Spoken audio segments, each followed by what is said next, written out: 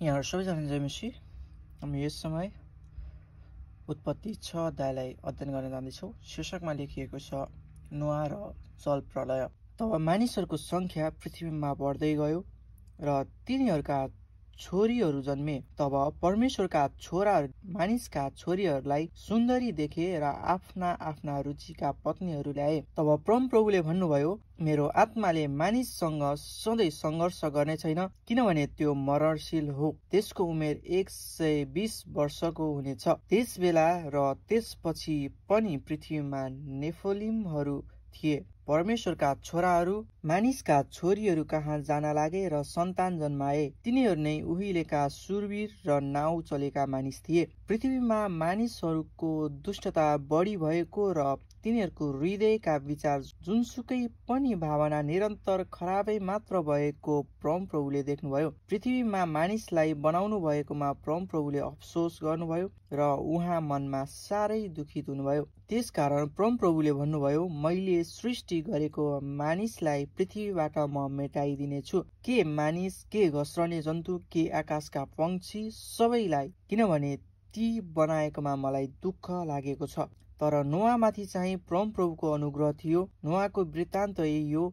आफ्नो पुस्तामा नोआ धर्मी र निर्दोष मानिस थिए। नोआका 3 जना छोराहरू जन्मे, सेम, हाम र एपेत। परमेश्वरको दृष्टिमा पृथ्वी भ्रष्ट भएको र उपद्रवले भरिएको थियो। जब परमेश्वरले पृथ्वीमाथि दृष्टि गर्नुभयो तब त्यो भ्रष्ट भएको देख्नुभयो, किनकि पृथ्वीमा भएका सबै मानिसहरूले आफ्ना चालचलन भ्रष्ट पारिसकेका थिए। यसकारण परमेश्वरले नोआलाई भन्नुभयो, सबै मानिसको अन्त्य गर्ने मैले अठोट गरेको छु, किनभने पृथ्वी तिनीहरूद्वारा उपद्रवले भरिएको छ। हेर, म तिनीहरूलाई पृथ्वी समेत नाश गर्नेछु। तैँले गोप्य काठको एउटा जहाज बनाउनु, जहाजमा कोठा कोठा बनाउनु र त्यसलाई भित्र बाहिर अलकत्राले लिप्नु। तैँले त्यो यसरी बनाउनु, जहाजको लम्बाइ 140 मिटर, चौडाइ 23 मिटर र उचाइ 14 मिटर होस्। जहाजमा उज्यालो आओस् भनेर त्यो मास्तिबाट एक हात छोडेर टुङ्ग्याउनु। जहाजको ढोका त्यसको एकापट्टि राख्नु।